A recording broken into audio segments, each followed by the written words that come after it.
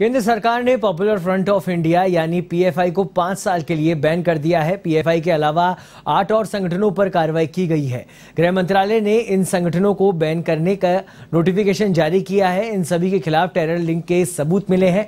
केंद्र सरकार ने यह एक्शन यूएपीए के तहत लिया है। सरकार ने कहा कि पीएफआई और उससे जुड़े संगठनों की गतिविधियां देश की सुरक्षा के लिए बड़ा खतरा है। नोटिफिकेशन जारी होते ही जयपुर पुलिस भी अलर्ट हो गई है। जयपुर में पॉपुलर फ्रंट ऑफ इंडिया का हेड ऑफिस है। जयपुर समेत राजस्थान में पॉपुलर फ्रंट ऑफ इंडिया के कई कार्यकर्ता और समर्थक एक्टिव हैं और लगातार एक्टिविटी संचालित करते हैं। नोटिफिकेशन जारी होने के बाद अब जयपुर पुलिस ने पीएफआई के ऑफिस पर शिकंजा कसने की तैयारी कर ली है। किसी भी तरह का विरोध प्रदर्शन होने पर पीएफआई के समर्थकों के खिलाफ जयपुर पुलिस भी कार्रवाई करेगी। इसको लेकर हमारे संवाददाता यादवेंद्र शर्मा ने की खास बातचीत additional police commissioner Kailash Bishnoi से। भारत सरकार ने पॉपुलेशन फ्रंट ऑफ इंडिया और उससे जुड़े हुए 8 संगठनों पर पूरी तरीके से बैन लगा दिया है। 5 साल तक ये जो बैन है ये रहेगा और इसको लेकर के ये बात सामने आई थी कि टेरर फंडिंग से जुड़े हुए जो तमाम जो पहलू होते हैं उसमें कहीं ना कहीं पीएफआई उससे जुड़े हुए 8 संगठनों की भूमिका रही है। ये संगठन जो है आतंकवाद को बढ़ावा देते हैं और इसी को लेकर के भारत सरकार ने तमाम राज्यों को ये नोटिफिकेशन जारी किया है। उस बैन को लेकर के किस तरह पूरी जिम्मेदारी जो है वो जयपुर की रहेगी, क्योंकि राजस्थान के अंदर भी जो पीएफआई से जुड़े हुए कई संगठन हैं वो भी यहाँ पर कार्य करते हैं। जयपुर के अंदर इसका हेड ऑफिस है और सबसे ज़्यादा जिम्मेदारी जो बन जाती है जयपुर पुलिस की बन जाती है। सर, किस तरह जिम्मेदारी रहेगी अब पुलिस की जिस तरीके से नोटिफिकेशन आया है उसके बाद?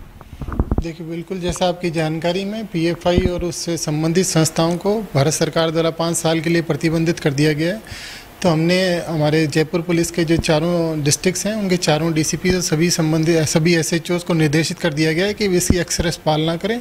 और विशेष तौर पे इसमें जिलापुर में एमडी रोड पे जहाँ इनका कार्यालय है तो मोती डूंगरी एसएचओ को इसमें विशेष तौर पे निर्देशित किया गया है कि इसकी जो डायरेक्शंस जो गवर्नमेंट ऑफ इंडिया से आए हैं उनकी पालना करते हुए इनकी गतिविधियों पर रोक लगाई जाती है। सर, हेड ऑफिस जयपुर के अंदर है इसका और चूंकि लगातार एक्टिविटी इनकी रही है, कल परसों भी इन्होंने एक प्रेस कॉन्फ्रेंस की थी और लगातार जिस तरीके से एनआईए जो कार्रवाई कर रही है, रेड डाली, उसका विरोध जताया था। अब आगामी जो समय आने वाला है उसमें भी कहीं ना कहीं इनका विरोध रहेगा। उस पर किस तरह के प्रतिबंध लगाए जाएंगे, किस तरह की कार्रवाई की जाएगी, किन धाराओं के तहत अगर ये उल्लंघन करते हैं नियमों का तो किस तरह की कार्रवाई रहेगी? देखिए, इसमें जैसा आपने बताया कि भाई अभी recently through out country wide इनके कोई रेड्स एंड सर्चेज हुई थी, तो यहाँ भी अपने स्थानीय जो एनआईए की जो यूनिट थी उसके द्वारा ये कार्रवाई संपादित की गई थी। उसमें हमारे द्वारा इनको पर्याप्त मात्रा में सहयोग किया गया था, आर्म्ड पुलिस बल उपलब्ध कराया गया था, स्थानीय पुलिस ने भी सहयोग किया था और वो सहयोग आगे भी यथावत जारी रहेगा इनके अनुसंधान और इनके जो कार्रवाई इनके द्वारा जो की जा रही है।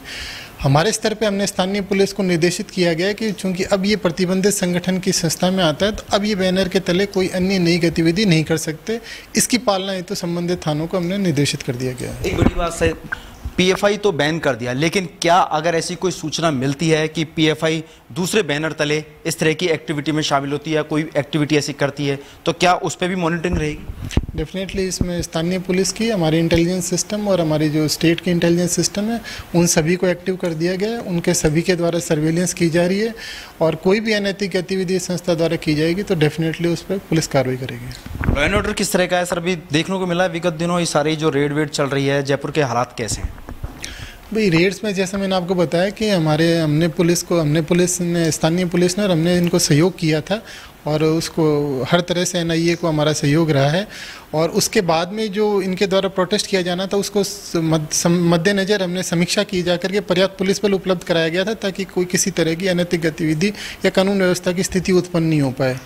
और सभी एसएचओज और डीसीपी साहिबान को और अन्य अधिकारियों को स्पष्ट निर्देश दिए गए इस संदर्भ में कि इसकी बराबर सर्विलेंस रखें, समीक्षा करते रहें और आवश्यकता अनुसार कार्रवाई करें। एक लास्ट सवाल सर, नोटिफिकेशन जारी हुआ है, नोटिफिकेशन में किस तरह के तर्क हैं वो आए हैं, उस पर किस तरह की आप लोगों ने उसको वॉच किया है? क्या लगेगा उसमें कि किन किन एक्टिविटीज़ को, क्योंकि ऑफिस यहाँ पर है, क्या ऑफिस को सीज किया जाएगा, क्या आदेश मिले हैं अब तक?